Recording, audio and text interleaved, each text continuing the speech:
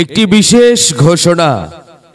বিশেষ ঘোষণা এত দ্বারা সকলের অবগতির জন্য জানানো যাচ্ছে যে অত্র এলাকার বিভিন্ন স্থানে কৃষি জমি ও ফসলি জমির মাটি অবৈধভাবে কর্তন করে ইট ভাটা সহ অন্যান্য ব্যক্তির নিকট বাণিজ্যিকভাবে বিক্রয় করা হচ্ছে। জেলা প্রশাসকের অনুমতি ব্যতীত কৃষি জমির উপর স্তর কর্তন করা দণ্ডনীয় অপরাধ।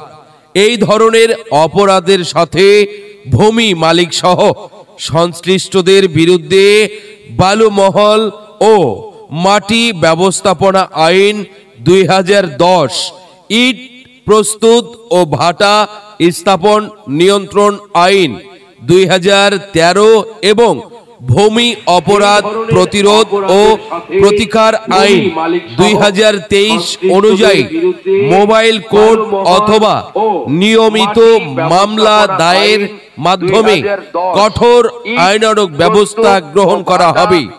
আদেশ ক্রমে উপজেলা নির্বাহী অফিসার, সাপাহার, নওগাঁ।